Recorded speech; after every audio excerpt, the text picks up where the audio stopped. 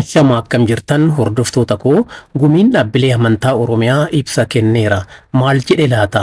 Waa'ee odolawwan hidhaa Abbayyaatiin uumaman faayidaawwan ayyaana irreechaatiin argaman irreechi waggoota 12,000 dura eessatti kabajamaa ture quba qabduu laata?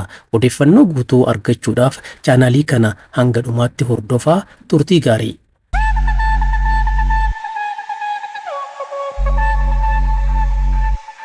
Gumiin dhaabbilee amantaa Oromiyaa hordoftoota amantaa Islaamaa fi Kiristaanaa biyya keessaa fi alaa maraan baga geessan jechuun ayyaanonni fuulduratti kabajaman tokkummaa fi jaalalaan akka kabajamaniif dhaameera. Uummanni biyyattii waggoottan dheeraadhaaf uummata waliin jiraataa turee fi ammas waliin jiraachaa jiru ta'uu kan ibsan abbootiin amantaa kan wal dhabe araarsuun tokkummaa fi jaalala labsuudhaan ijaarsa biyyaa keessatti akkuma kanaan dura cimsanii itti fufuun murteessaa ta'uu ibsaniiru. Namoonni ayyaana kabajatan haala hammattummaan kabajachuu akka qaban himuudhaan namoota ayyaanicha irratti hin hirmaanne haala kamiinuu dirqisiisuun kan hin danda'amne ta'uu hubachiisaniiru. Qaamoleen amantaa fi aadaa garaagaraa dawoo godhachuudhaan nageenya uummataa fi biyyaa jeequu barbaadan gocha isaaniirraa akka of qusatan gumiin dhaabbilee amantaa Oromiyaa ibsa kenne kanaan hubachiiseera. Abbootiin ibsa kennan kanaan amantii fi eenyummaan kan walitti hin makamne ta'us eeraniiru. Uummanni biyya keenyaa waggoottan dheeraadhaaf sochii hawaasummaa kamirrattuu waltumsaa turaniiru. Gaafa dhaban walirraa fudhachuun kan beela'e nyaachisuun kan daaree walitti uffisuudhaan uummata obbolummaan waliin jiraachaa turedha jedhan. Biyyi keenya tokkummaan waliin jiraachuu keessatti fakkeenya biyyoota addunyaa ta'a akkuma turte ammas haaluma kanaan tokkummaa kaleessaa sana cimsuudhaan waliin ta'uun yeroo ayyaanaas ta'e yeroo kaanitti akka waliin jiraatan gumiin dhaabbilee amantaa Oromiyaa ibsa kenne kanaan waamicha dhiyeesseera. Haaluma kanaan ayyaana masqalaa, mooliidaa fi irreecha fuuldura keenyatti kabajaman karaa duudhaa isaanii eeggateen nagaa fi tasgabbiin akka kabajamaniif hundumtuu gahee isaan irraa eegamu ba'uu akka qaban dhaabbileen amantaa Oromiyaa dhaamaniiru. Waa'ee Abbayyaa yoo ilaallu bishaan Abbayyaa taliila yaa'ee darbu duwwaa miti. Taliila dirra Itoophiyaarra boqotus ta'eera amma. Hidhi haaromsaa Itoophiyaa laga Abbayyaa irratti ijaaramuun xumuraaf fiixeerra ga'e haroo namtolchee ta'ee qaama bishaan ciisaa Itoophiyaan qabdu keessaa isa hangafaa ta'ee dhufaa jira. Harri sababa hidha kanaatiin uumame kun hara Itoophiyaan hanga ammaatti isa guddaadha jettee qabdu hara xaanaa iskuweer kiiloomeetira 3,600 ta'e dachaa 3 akka caalu ragaaleen ni mul'isu.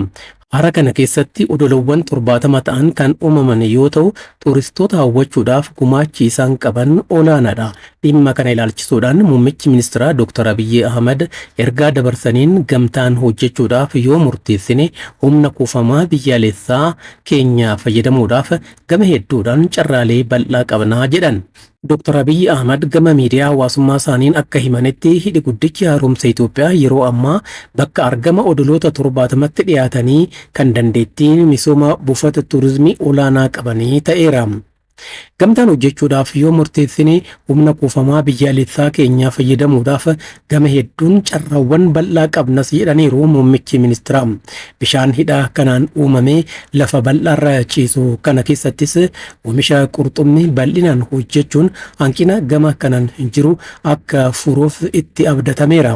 Kun faayidaa hidhi bishaanii guddaan Afrikaa irraa tokkoffaa ta'e gamtaa dafqa saboota biyyaatiin hojjetamuun fiixeerra ga'e keessaa isa muraasadha. Odeeffannoo birootiin irreechi waltajjii obbolummaa diinagdee fi tuuristii ta'uun hariiroo hawaasummaa cimsaa naannoo fi biyyaaf galii guddaa argamsiisaa akka jiru himameera. Haala kabaja irreechaa bara 2016 irratti ogeeyyii miidiyaatiif kominikeeshiniitiif leenjiin hubannoo uumuu kennameera. Hooggantoonni leenjicha kan kennan yoo ta'u maalummaa irreechaa faayidaawwan irreechi akka naannoo fi biyyaatti qabu haala kabaja irreechaa bara 2016 fi qabxiiwwan biroo irratti sanada hubannoo ogeeyyii miidiyaa fi kominikeeshinii cimsuuf gargaaruu dhiyeessaniiru.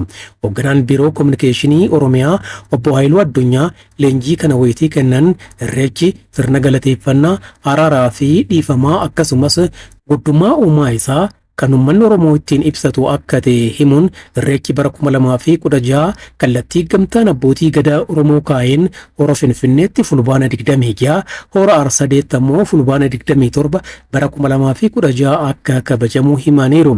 Irreechi faajjii tokkummaa obbolummaa fi ayyaana araaraa akka ta'e obbo Haayiluun himuun irreechi ayyaana garaagarummaa ilaalcha siyaasa amantaa fi gosaan osoo waliin qoodin walumaan kabajamu ta'uus eeraniiru.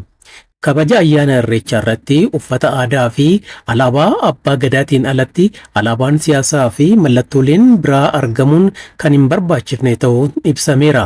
Ayyaanni irreechaa ayyaana diinagdee fi tuurizimii ta'uun naannoo fi biyya keenyaaf galii guddaa argamsiisaa kan jiru yoo ta'u, waltajjii obbolummaan sabaa fi sablammootaas irratti mul'atu akka ta'e himameera.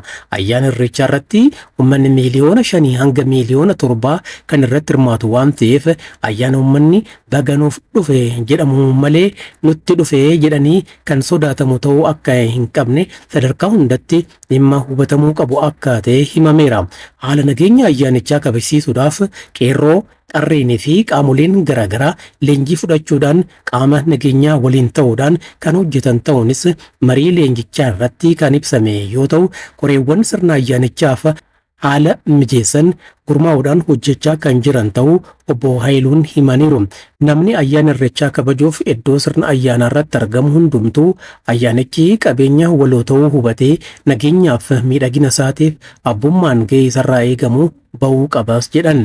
Hoogganaa itti aanaan biiroo aadaa fi tuurizimii Oromiyaa obbo Biraanuu Buxee ayyaanni irreechaa bara kanaa haala adda ta'een akka kabajamuuf mareen uummata bal'aa hirmaachise sadarkaa hundatti gaggeeffamaa akka jiru himaniiru. Wayituma kana miidiyaan tokkummaa cimsuu, hariiroo obbolummaa dagaagsuu fi walitti dhufeenya sabaa fi sablammootaa gabbisuudha.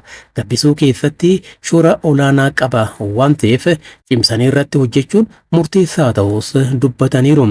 Garaagarummaa yaadaa fi ilaalchaa iddoowwan garaagaraatti mul'atan mariin furuun ayyaana kabajaa fi jaalalaan kabajachuun qaroomina akka ta'e himan. Sirna kabaja ayyaana irreechaa irratti otoo abbaan malkaa hin saaqin dhaqanii irreeffachuun dhorkaa ta'uu hubachuun hojiirra oolchuun murteessaa ta'us obbo Biraanuun wayituma kana dhaamaniiru. Waa'ee irreecha Oromoo kaasuun erganollee irreechi yoom akkamitti eegalame haa ilaallume.